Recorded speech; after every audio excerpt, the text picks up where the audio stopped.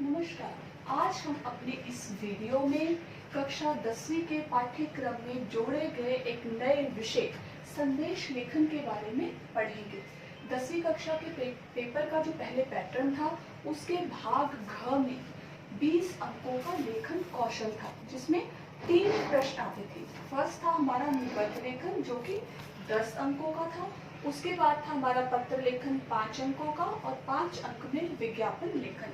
लेकिन इस बार सीबीएसई द्वारा निबंध लेखन को हटाकर उसकी जगह संदेश लेखन और अनुच्छेद लेखन 2 विषयों को जोड़ा गया है और ये दोनों विषय 5-5 अंकों के हैं। अनुच्छेद लेखन विद्यार्थियों को 80 से 100 शब्द सीमा में लिखने के लिए आएगा, जबकि संदेश लेखन की शब्द सीमा 30 से 40 शब्द की गई है। अब हम देखते हैं संदेश लेखन। सबसे पहले तो आपको ये पता होना चाहिए कि संदेश क्या है। तो संदेश किसी भी जानकारी का एक छोटा सा हिस्सा है जो कि आप लिखित रूप से उस व्यक्ति को देते हैं जिससे आप सीधे बात नहीं कर सके, और यह किसी भी काल में लिखा जा सकता है। ये बात पर निर्भर करेगा कि आपको किस काल में संदेश को लिखना है। फॉर एग्जाम्पल, मान लो आपके घर में किसी का फोन आता है जो आपके फादर से बात करना चाहते हैं, लेकिन फोन को आपने रिसीव किया, आपके फादर जो है घर पर नहीं है, तो आपको अंकल ने मैसेज दिया कि अपने पिताजी से कहना कि मैंने उनके लिए एक पत्र भेजा है और पत्र मिलते ही वह मुझसे बात करें। तो फिर आपने इस मैसेज को जब अपने पिता को देना है तो उसको आप चेंज करके लिखोगे कि पिताजी, ऐसे ऐसे अंकल का फोन आया था, उन्होंने आपके लिए कहा है कि जैसे ही मेरे द्वारा भेजा गया पत्र आपको मिले, उसे पढ़ने के बाद मुझसे फोन पर बात करें। ठीक है। उसके बाद अब आता है कि हमारा जो संदेश लेखन है वो कितने प्रकार का होता है। तो हमारा संदेश लेखन 3 प्रकार का है। पहला है हमारा शुभकामना संदेश।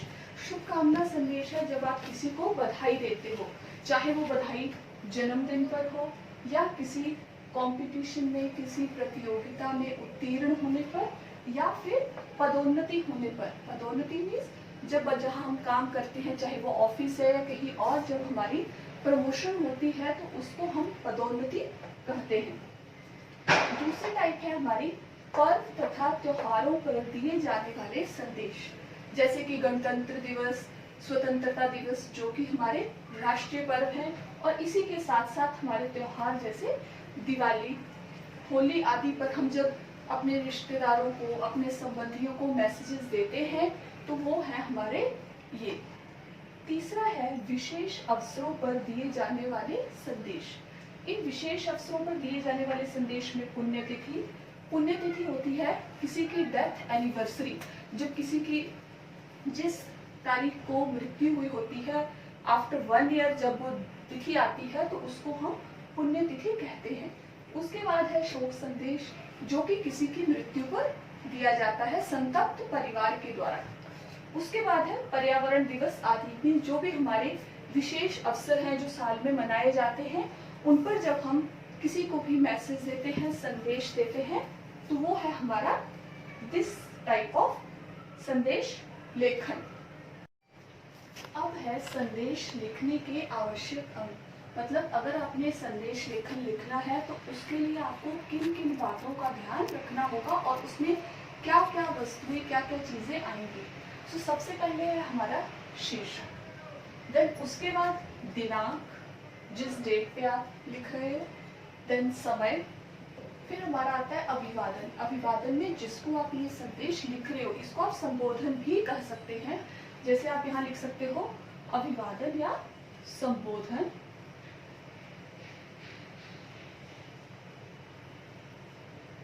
ठीक है।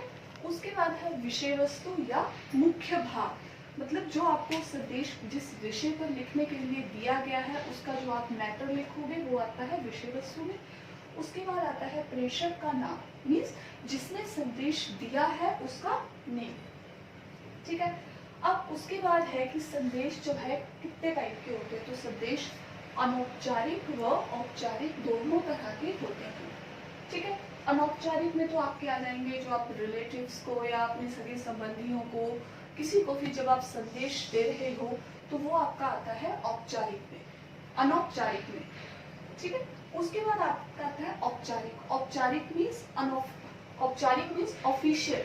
जैसे मान लो आपको किसी बैंक से कोई मैसेज आता है, जैसे आपने देखा भी होगा कि आप एटीएम में जाते हो, वहां पे पैसे जब आप निकालते हो तो तुरंत आपके फोन पे एक मैसेज आता है कि this amount has been debited from your account and no clear balance is this. तो अगर ये संदेश आपको बैंक द्वारा खाता धारक को दिया जाए तो इसको हम ऑफिशियल संदेश यानी कि औपचारिक संदेश कहेंगे।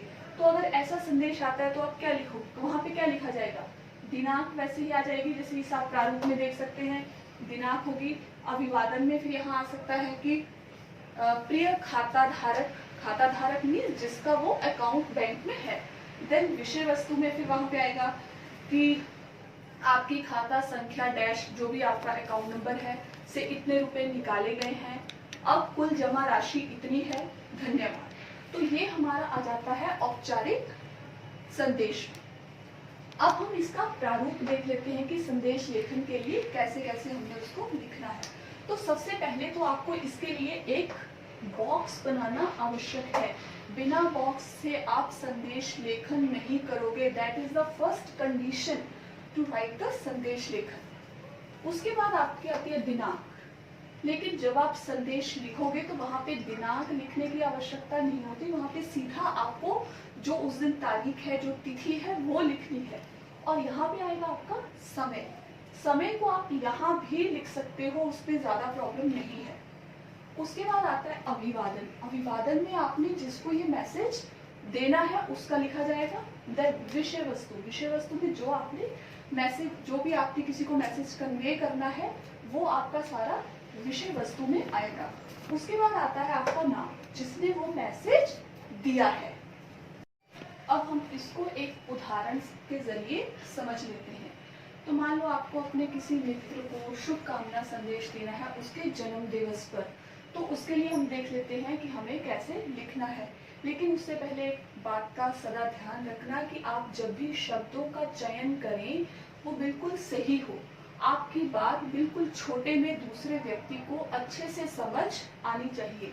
जैसे अब यहाँ पे हमने पहले देखा कि हमने प्रारूप में देखा कि यहाँ पे आता है शीर्षक। तो अब आप जन्मदिन की शुभकामनाएं दे रहे हो तो यहाँ पे आ जाएगा जन्मदिन पर शुभकामना संदेश, ठीक है। उसके बाद आती है आपकी डेट। तो यहाँ पे डेट या तिथि मेंशन करने की जरूरत नहीं, आपको सिंपली वे में यहाँ पे तारीख लिखनी है। 16 मई 16, जैसे आज 16 मई है, आपको अगर पेपर में पहले से डेट दी गई हो तो आप वही डेट मेंशन करेंगे। अदरवाइज आप कोई भी तारीख या तिथि वहां पर लिख सकते हो। उसके बाद फिर आता है हमारे पास समय जिस टाइम पे आपने मैसेज कन्वे किया है। उसके बाद आपका जैसे आता है अभिवादन में आप अपने मित्र को लिख रहे हो, देन उसमें आ जाएगा प्रिय मित्र, जो भी उसका नेम है। उसके बाद आपकी आती है, ये सारी है आपकी विषय वस्तु मीन्स मुख्य भाग जो आपने संदेश को कन्वे किया है।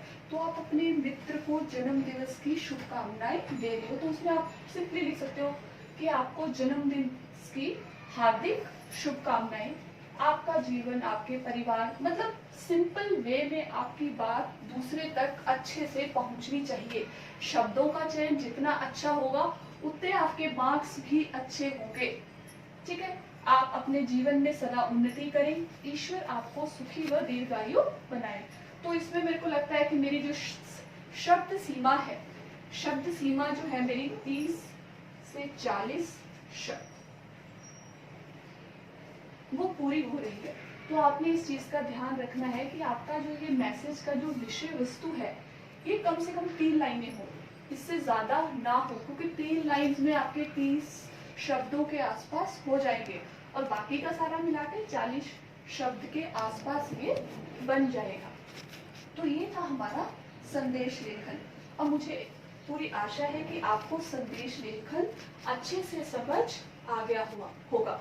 तो अपने नेक्स्ट वीडियो में हम किसी दूसरे विषय के साथ मिलेंगे। तब तक के लिए धन्यवाद।